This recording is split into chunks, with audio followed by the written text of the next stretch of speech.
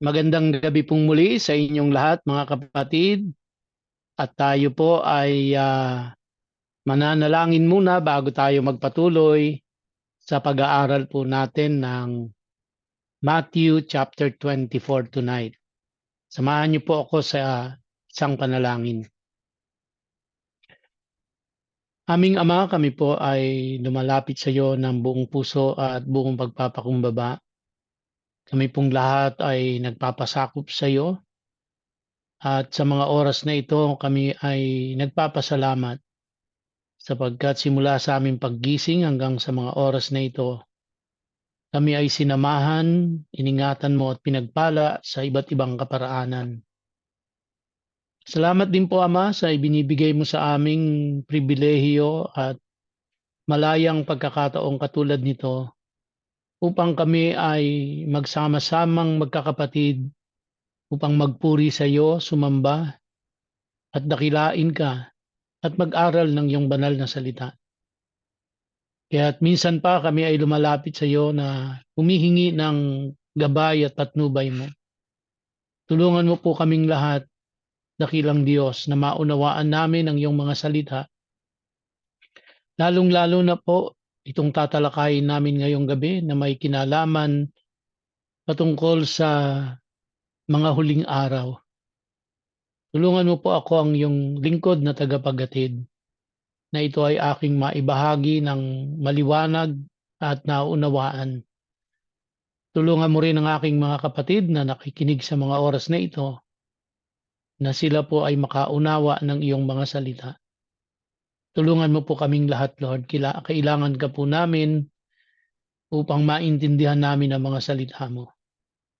Salamat po ng marami aming Diyos, aming Ama. Ito po ang aming panalangin sa pangalan ni Yeshua. Amen and Amen. Ang tatalakayin po natin ngayon ay Matthew chapter 24, panibagong kabanata. At ito po ay pamilyar na sa ating lahat. Marami na po tayong napakinggang iba't ibang mga katuruan patungkol po sa end times. Marami na siguro tayong nabasang mga libro patungkol po dito. At marami na rin tayong napakinggang mensahe. So hindi na po bago itong Matthew 24 sa atin lahat. Ngunit bago po natin basahin o bago po natin tuluyang pag-aralan yung chapter 24, ay magbibigay lang po muna ako ng framework para mas maging maliwanag po sa atin. Nawa po ay maging maliwanag sa atin sa tulong ng Diyos. At itong framework na ito ay meron pong mga stages para masundan po natin yung redemption history or the plan of salvation. So buksan po natin ang ating mga Bible sa chapter 24 ng Matthew at basahin po natin mula unang talata hanggang sa huli.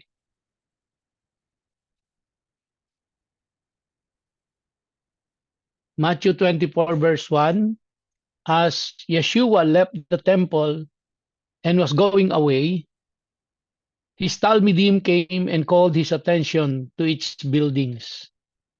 So alam na ho natin na yung Talmidim dito ay yung mga disciples niya. But he answered them, you see all this? Yes, I tell you, they will be totally destroyed. Not a single stone will be left standing. At ito po ay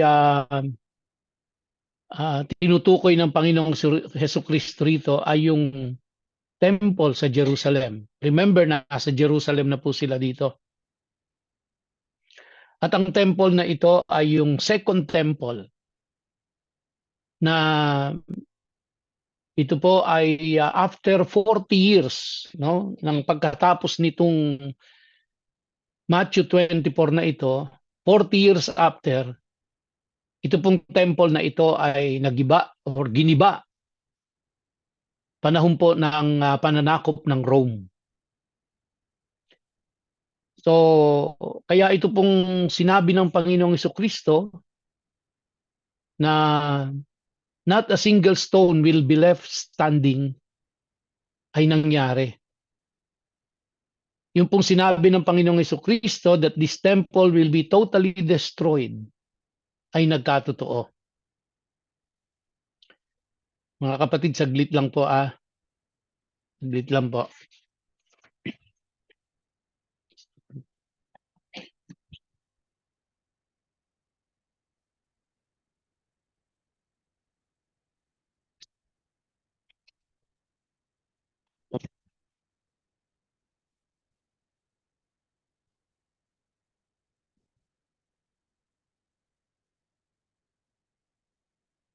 Verse 3 po, when he was sitting on the Mount of Olives, the Talmidim came to him privately. Tell us, they said, when will these things happen?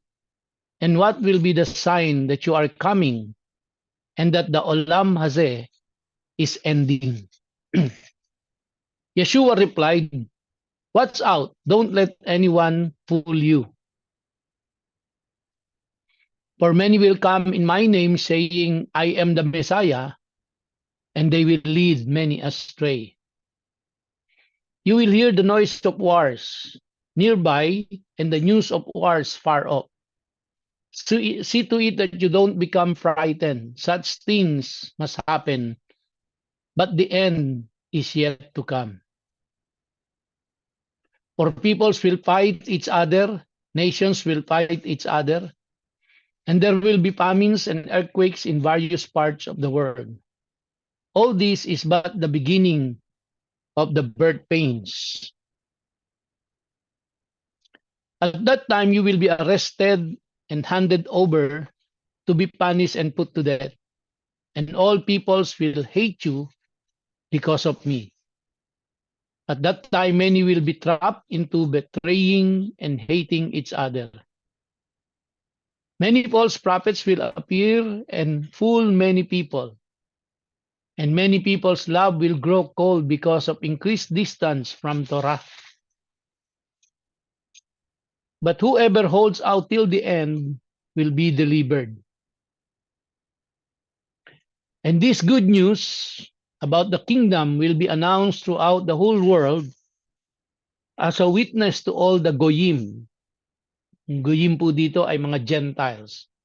It is then that the end will come. Verse 15, take note of this. Sabi po, so when you see the abomination that causes desolation spoken about through the prophet Daniel standing in the holy place, let the reader understand the allusion. That will be the time for those in Judah to escape to the hills. If someone is on the roof, he must not go down to gather his belongings from his house. If someone is in the field, he must not turn back to get his coat. What a terrible time it will be for pregnant women and nursing mothers. Pray that you will not have to escape in winter or on Shabbat. For there will be trouble then worse than there has ever been from the beginning of the world until now. And there will be nothing like it again. Indeed, if the length of this time had not been limited, no one would survive. But for the sake of those who have been chosen, its length will be limited. At that time, if someone says to you, look, here's the Messiah, or there he is, don't believe him.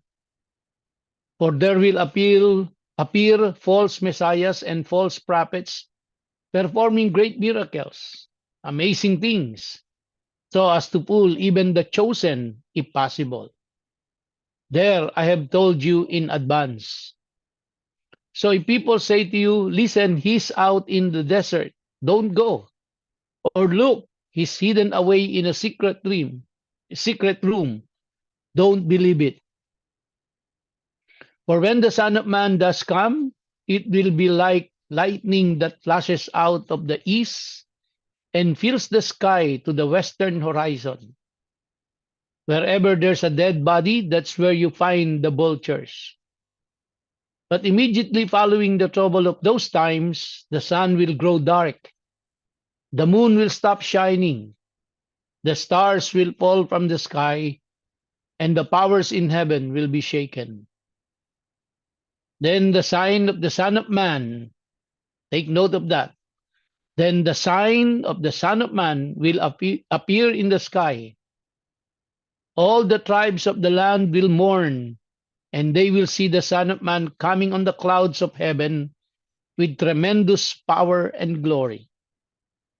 He will send out his angels with a great shofar, and they will gather together his chosen people from the four winds, from one end of heaven to the other.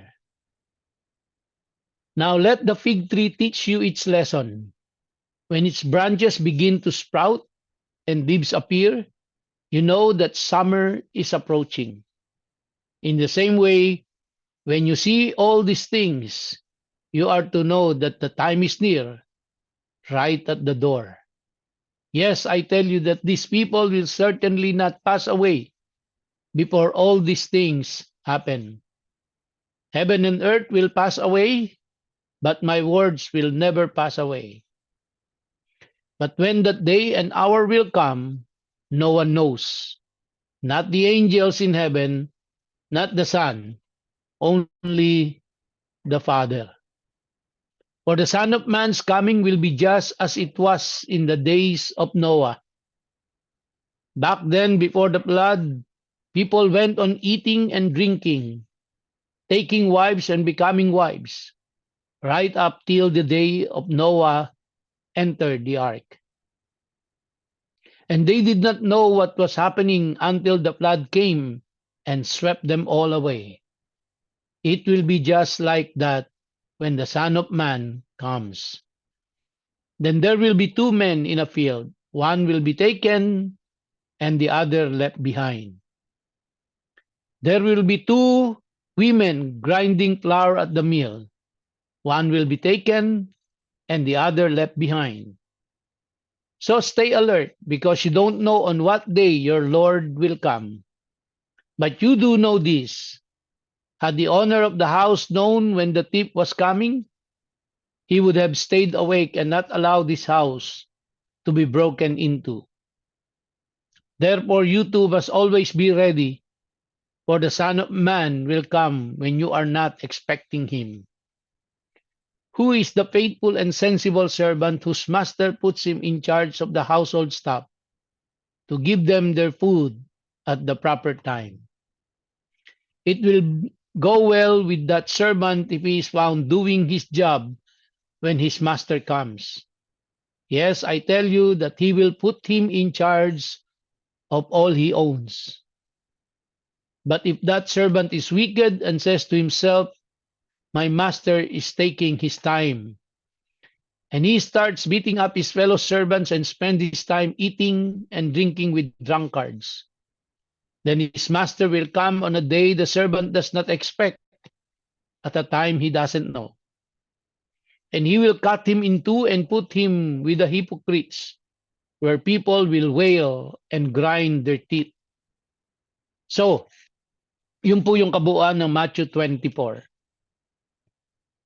What you see on your screen ay yung pong binabanggit ko kanina na different stages or yung framework or tawagin na po nating flowchart. Mauunawaan po natin ang Matthew 24 kung meron tayong framework na ganito. Meron po tayong flowchart.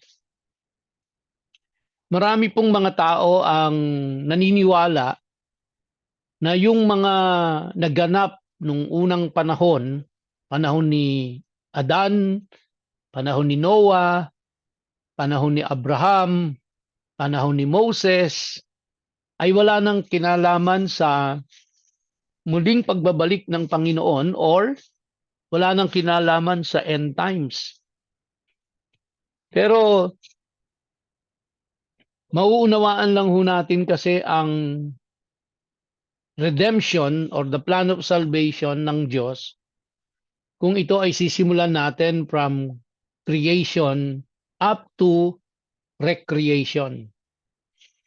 At maunawaan din po natin ito kung naiintindihan natin yung binanggit ng Panginoong Jesucristo sa Matthew chapter 24 verses 14 to 16 at kanya pong kinote doon ang Book of Daniel. Sabi po doon sa Matthew 24, 14 and 16, ulitin ko lang po, no? And this good news about the kingdom will be announced throughout the whole world as a witness to all the goyim. It is then that the end will come. So when you see the abomination that causes devastation spoken about through the prophet Daniel standing in the holy place, let the reader understand the allusion that will be the time for those in Judah to escape to the hills. So kaya mahalaga po na alam din natin kung ano po yung nilalaman ng Daniel chapter 7 kasi ito rin po yung binanggit ng Panginoong Jesucristo sa kanila nung silang mga disciples ay nagtatanong sa Panginoong Jesucristo kung kailan darating ang mga huling araw, ang end times. Tayo po ay merong ibang pangunawa sa end times kesa sa pangunawa ng mga Hudyo. Sapagkat ng mga oras pong yon, ang mga Hudyo ay naniniwala na sila po ay nasa end times na. Hindi ho nila hiniisip na future pa yon. Nung mga oras na yun, yung mga time na yon, na sila ay under the occupation of Rome, ay ito na po ang end times. Kasi sa lahat ng occupation na naranasan nila, ang pinaka bitter, ang pinaka mahirap sa lahat at ang pinakamahaba ay ang pananakop ng Rome. Kaya noong mga oras mong yun ay naniniwala sila na sa end times na sila. Naniniwala po sila na dumating na ang Messiah at sila ay ililigtas na mula sa occupation ng Rome at magi-establish na ng panibagong kingdom. So ito po yung paniwala nila noong mga time na yon. Pero alam naman po ng Panginoong Jesucristo na hindi pa po yun ang time. Now, basahin po muna natin, bago natin puntahan yung flowchart na yan, basahin po muna natin yung Daniel chapter 7. Allow me to read Daniel chapter 7 mula po sa verse 1. Maiksi lang naman po ito, 28 verses lang. Pakinggan niyo po ito. In the first year of Belshazzar, king of Babylon, Daniel saw a dream and visions of his head as he lay in his bed. So alam na po natin yung kwento dito na si Daniel ay nasa Babylon, ang Southern Kingdom ay na-capture ng Babylon. At si Daniel po ay nandoon, naglilingkod siya sa hari. At siya po ay nagkaroon ng panaginip at ito ang kanyang naging panaginip. Then he wrote down the dream and told the sum of the matter. Daniel declared, I saw in my vision by night, and behold, the four winds of heaven were stirring up the great sea. And four great beasts came up out of the sea, different from one another. The first was like a lion and had eagle's wings. Then as I looked, its wings were plucked up, and it was lifted up from the ground and made to stand on 2 feet like a man, and the man and the mind of a man was given to it. So alam mo natin na yung binabanggit po dito na itong creature na ito ay nagre-represent po ng Babylon. No? And behold, another beast. Sino po ito? A second one, like a bear. Ito po yung Medo-Persia na tumalo sa Babylon. It was raised up on one side. It had 3 ribs in its mouth between its teeth, and it was told, Arise, devour much flesh. After this I looked, and behold, another, like a leopard, with 4 wings of a bird on its back. And the beast had 4 heads, and dominion was given to it. So, yung unang-unang kingdom ay yung pong Babylon, tapos yung Babylon po ay tinalo ng Medo-Persia, at yung Medo-Persia ang naghari noong mga panahon na yun after Babylon. Pero yung Medo-Persia po ay tinalo rin siya, at ang tumalo sa kanya ay ang Greece. Ito na po yung leopard na to. After this I saw in the night visions, and behold, a 4th beast, terrifying and dreadful and exceedingly strong. It had great iron teeth. It devoured and broke in pieces and stamped what was left with its feet. It was different from all the beasts that were before it, and it had 10 horns. I considered the horns, and behold, there came up among them another horn, a little one, before which 3 of the first horns were plucked up by the roots, and behold, in his horn were eyes like the eyes of a man, and a mouth speaking great things. As I looked, thrones were placed, and the Ancient of Days took his seat. His clothing was white as snow, and the hair of his head like pure wool. His throne was fiery flames, its wheels were burning fire. A stream of fire issued and came out from before him. 1,000,000 served him, and 10,000 times 10,000 stood before him. The court sat in judgment, and the books were opened. I looked then because of the sound of the great words that the horn was speaking. As I looked, the beast was killed, and its body destroyed, and given over to be burned with fire. And for the rest of the beasts, their dominion was taken away, but their lives were prolonged for a season and a time. So 4 na iba't ibang kaharian po ang naghari dito sa mundong ito. Ang una ang Babylon, pagkatapos po tinalo ng Medo-Persia at naghari ang Medo-Persia. Pagkatapos ng Medo-Persia ay ang Greece at siya naman na naghari. At tapos po ang Rome. Pagkatapos po ang Rome ay hindi naman siya natalo, kundi siya po ay nasira dahil sa corruption. At meron pong isang tunay na maghahari, no? At yan po ay walang iba kundi ang ating Panginoong Hesus. Siya ang magko-conquer sa lahat ng kaharian.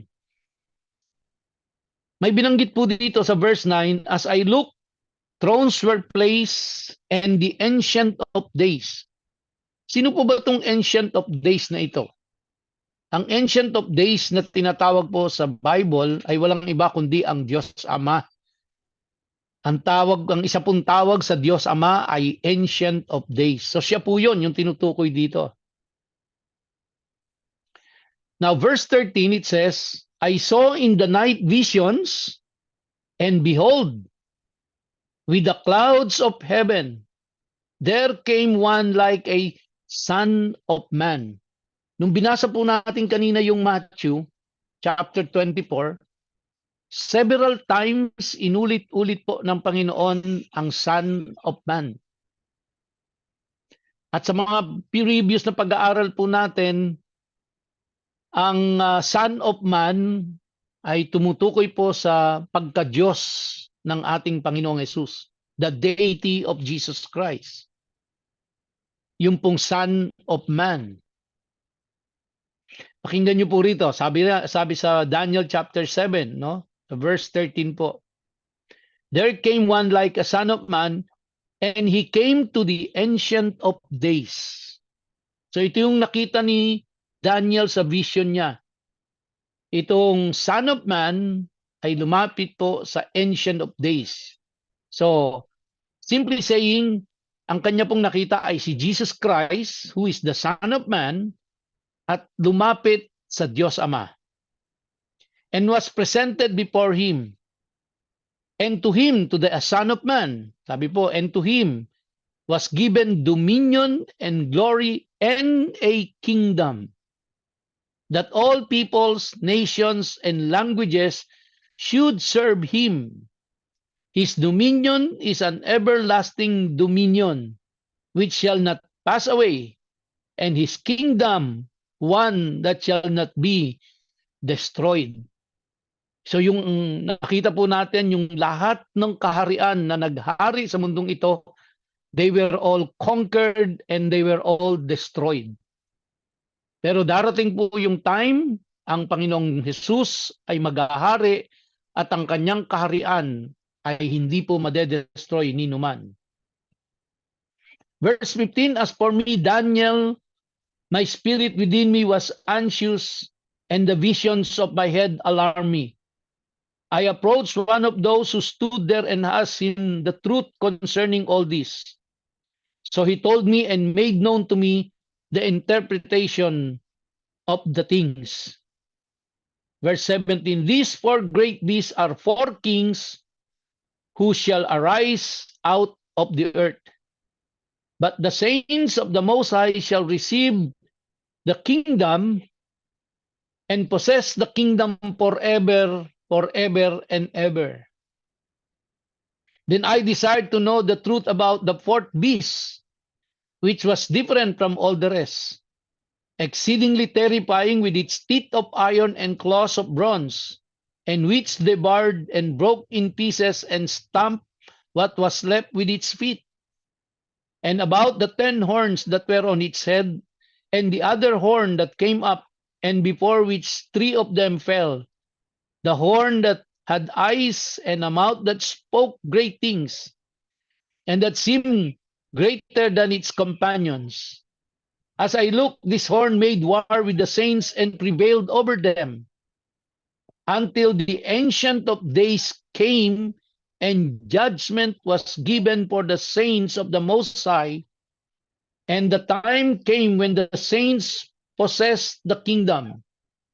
Thus he said, as for the fourth beast, there shall be a fourth kingdom on earth, which shall be different from all the kingdoms, and it shall devour the whole earth, and trample it down, and break it to pieces. As for the 10 horns, out of this kingdom 10 kings shall arise, and another shall arise after them. He shall be different from the other ones.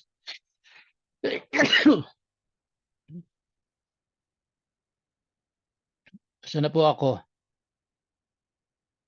And shall put down 3 kings. He shall speak words against the Most High, and shall wear out the saints of the Most High, and shall think to change the times and the law. And they shall be given into his hand for a time, times and a half a time. But the court shall sit in judgment, and his dominion shall be taken away, to be consumed and destroyed to the end. And the kingdom and the dominion and the greatness of the kingdoms under the whole heaven shall be given to the people of the saints of the Most High. His kingdom shall be an everlasting kingdom, and all dominions shall serve and obey him. Here is the end of the matter. As for me, Daniel, my thoughts greatly alarmed me, and my color changed, but I kept the matter in my heart. So yun po yung Daniel chapter 7. So pinropisay na po doon sa Daniel chapter 7 yung mga iba't ibang kaharian na lulutang sa mundong ito. Ngunit sa bandang huli po, ay walang ibang magwawagi kundi ang kaharian ng Diyos na pamumunuan ng Panginoong Hesukristo. At yun po yung kahariang hindi masisira at ito ay forever and ever. So, it was prophesied and yung apat na kaharian po ay nangyari na yon, naganap. At yung panglimang kaharian na lalabas po ay magaganap yon. So walang dahilan para hindi magkatotoo yung paghahari ng Panginoong Hesukristo.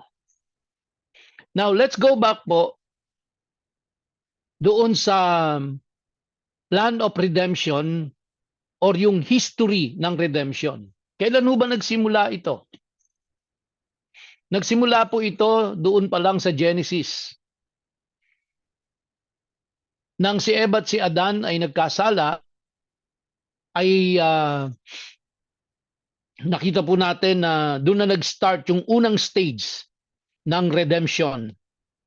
At yun po ay kumbaga yung pagliligtas, no? Yung pagliligtas sa sangkatauhan ay nagsimula na po ang plano nung nagkasala si Eva at si Adan. So that's the first stage. From creation to fall. The second stage po is the fall mula po sa pagkakasala ng tao hanggang kay Noah. No? So mula kay Adan hanggang kay Noah. And it represents a period when the result of the fall was that wickedness increased so greatly that God decided to purge it from the earth. So lalong lumala ang pagkakasala ng tao. Kaya ginamit ng Diyos ang kalamidad ng baha para i-purge, para lipulin ang sangkatauhan na sobra na ang kasalanan. At iniligtas niya lang po ay ang 8 tao, yung pamilya lang ni Noah, upang muling magsimula ng panibagong sangkatauhan. Ang stage 3 po ay nagsimula kay Noah hanggang kay Abraham. At ito po ay nagre-represent ng when all the world was essentially Gentiles. Wala pa hong ano noon eh. Wala pa namang Israelites. Di ba? Wala pa hong Israel noong mga time niyan. So sa madalit salita, from Noah to Abraham, lahat po ng tao sa mundong ito ay Gentiles. There was only one type or category of people, Gentiles lang. And each people group of Gentiles had again become wicked. And each chose its own God or gods to worship and develop its own set of rules and ethics and morals to live by. So, with Abraham, God made a covenant that set one particular man apart from all others to inaugurate a special people group meant to serve only the one true God. So dito na po nagsimula ang Israel when God chose Abraham. Bakit po ba bakit pumili ang Diyos ng isang tao sa pangalan ni Abraham at siya ay pinagsimulan ng mga Hudyo? Dahil mula po, stage 4 is from Abraham to Moses. Dahil nagtayo na po ang Diyos ng pumili na ang Diyos o nagsimula na ang Diyos ng panibagong grupo ng mga tao na tatawagin nating mga Israelites. Ang purpose ng Diyos, itong Israelites na ito ay gagamitin niya upang sila po ay humayo sa buong sandaigdigan at mangaral sila ng patungkol sa kaligtasan ng tao. Kaya nabuo po ang bayang Israel, no? So it began with Abraham and it became the 12 tribes of Israel. Ito po yung alam natin, the 12 sons of Jacob. who was actually a grandson of Abraham, no? So these people group, they worship God, but their worship and their lifestyle soon became much like the people around them. Because of a famine up in Canaan where they were residing, napunta po sila sa Egypt para mag-survive kasi nagkaroon ng famine, nagkaroon ng taggutom, no? And then soon, very soon, through Moses, sila po ay pinalaya ng Panginoon mula sa Egypt. So ito po ang kauna-unahang act of redemption ng Diyos. Ni-redeem niya ang bayang Israel. So kaya makikita natin, from the fall of man, nag-start na ang plan of redemption ng Diyos. Nang lumala ang pagkakasala ng mga tao sa panahon ni Noah, hinunaw niya ang mundo, nagtira ng 8 tao. Bubulit siya ng panibagong sangkatauhan. Magmula kay Noah hanggang kay Abraham, no? Patuloy pa rin po ang tao sa kanyang pagkakasala. Kaya ang ginawa ng Diyos, pumili siya ng isang tao, sineperate niya si Abraham, at mula kay Abraham, nagkaroon siya ng, dito na lumabas ang 12 tribes of Israel. And then pagkatapos po ay from Abraham to Moses, and then ang stage 5 natin is from Moses to John the Baptist. So God rescued the enslaved Israelites from Egypt sa pamumuno ni Moses. At sabi ko nga po kanina, this was God's first act of redemption in redemption history. Now, pagdating po kay John, siya po yung nangaral, no? Nung kanyang binaptize si Jesus Christ, at mula po dito ay inihayag niya that the kingdom of God is here on earth. So pagdating po ng Panginoong Jesucristo, ay ito na ang naghudyat ng paghahari ng Diyos. And then from John to the end of the millennial kingdom. So mula po kay John, ang susunod na stage natin ay hanggang po do sa pagbalik ng Panginoong Jesucristo, and then maghahari ang Panginoong Jesucristo for 1,000 years, yung millennial kingdom. Or pwede po nating i-break yung stage 6 sa dalawa. John to start of millennial kingdom, and then pagkatapos po nun, yung 1,000 years. No, pwede rin, kaya pwedeng 8 stages. Pwede ring 7 lang. And then pagkatapos po ng 1,000 years, muling babalik ang yung 1,000 years po na yan ay walang kasalanan, wala lahat, wala si Satan, wala lahat, no? Talaga pong ano to, walang maghahari lang ang Panginoong Jesucristo. After 1,000 years, muli na naman lulutang ang kasalanan at magkakasala na naman ang mga tao, and then pagkatapos ang judgment na ng Panginoon. And then at that time, i-recreate na ng Diyos ang mundong ito. So madali salita po, pag na-recreate na ng Diyos ang mundong ito, then that's the beginning of the of eternity. Yun na po yung wala ng katapusan. No? Mahirap na pong isipin yon, mga kapatid. Yung wala ng katapusan.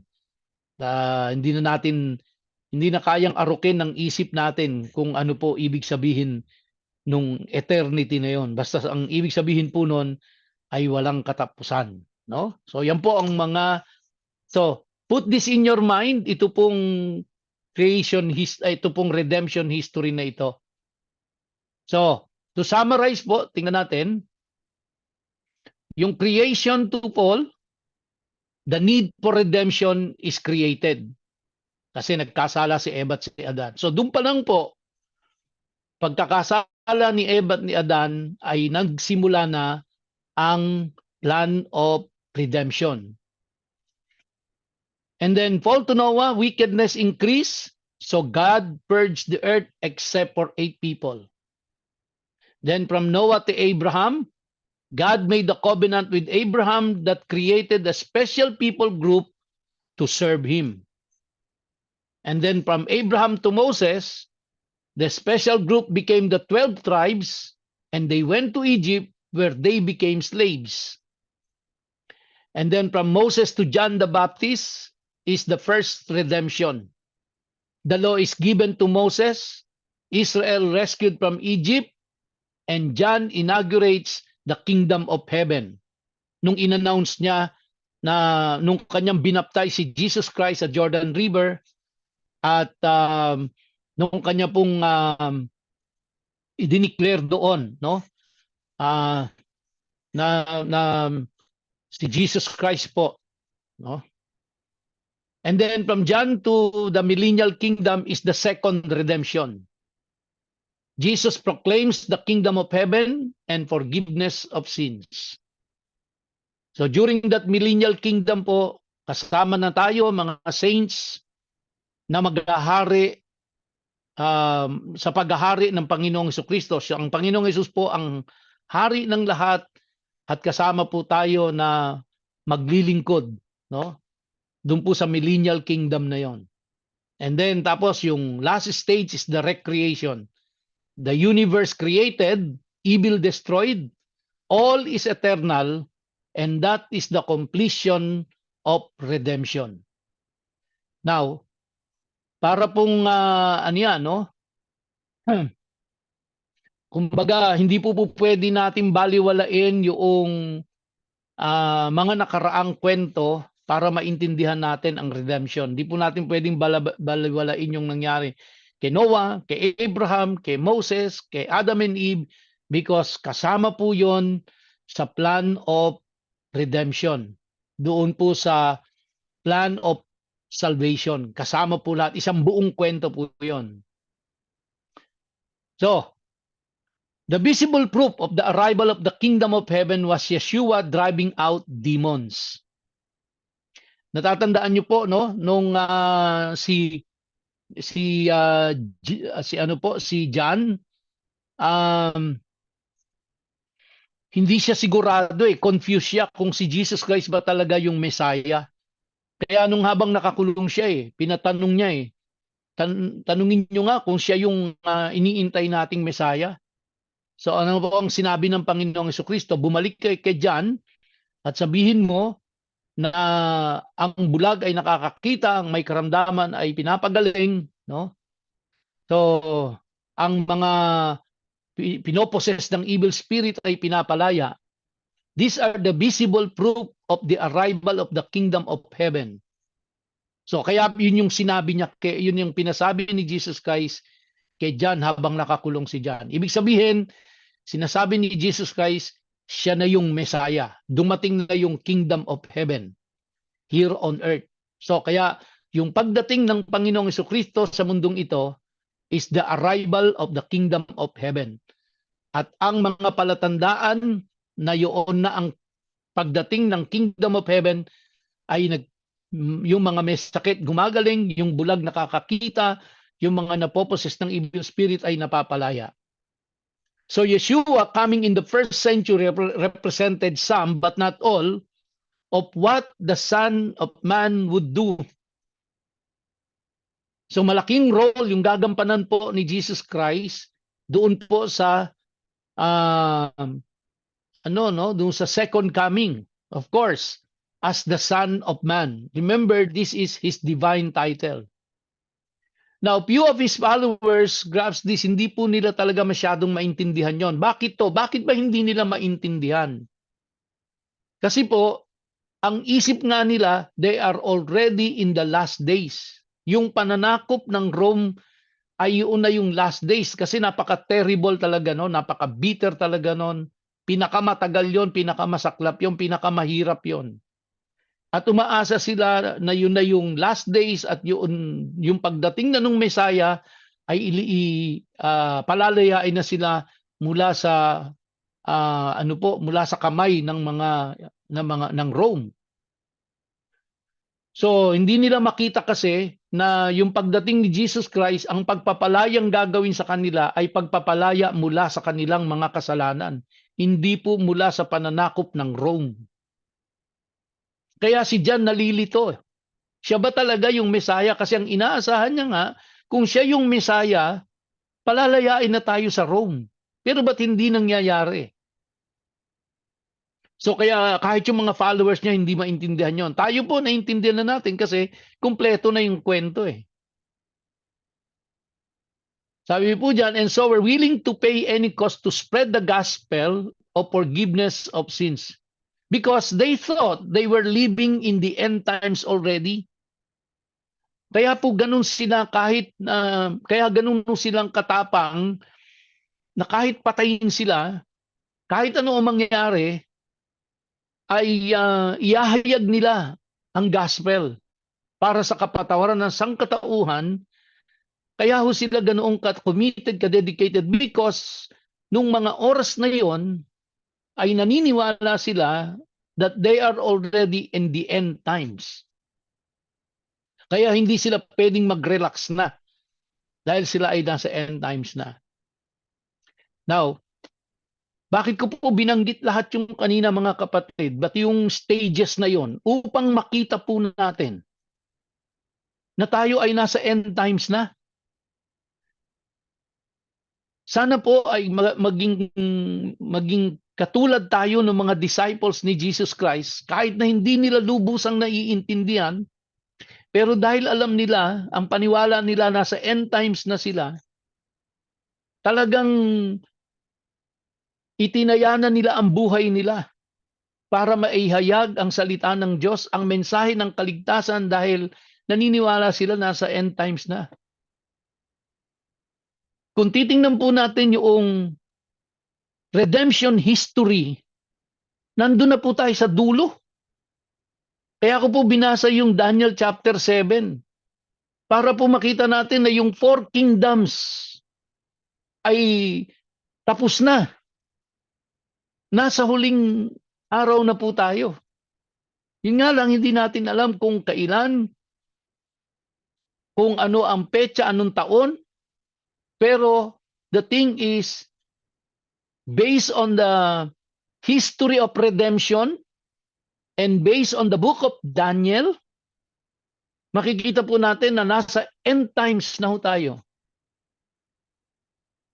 Ito po ang challenge. No? Pag titingnan ho natin, ang ating mga ginagawa, ang ating mga priorities, ang ating mga ikinikilos, tingin ko marami ho sa atin ay hindi naniniwala na tayo ay nasa end times na. Marami ho sa mga Kristiyano, maraming mga tao ang hindi ho naniniwala na tayo nasa end times na. Pero nakita ho natin doon sa Book of Daniel, nakita ho natin doon sa redemption history, yung plan of God's salvation, we are on the last days, mga kapatid. So, ano ang gagawin natin if we are on the last days na? Una, dapat to makumbinsi talaga tayo that we are on the last days. Now, pagkatapos pagkumbinsido na tayo, naniniwala tayo, so ano na hong gagawin natin? Katulad doon ng mga disciples, itinayanan nila buhay nila. Kahit patayin pa sila, maipangaral lang nila ang mensahe ng kaligtasan. Hanggang dito na lamang po mga kapatid, nawa po ay nahamon tayong lahat, kasama na ako doon,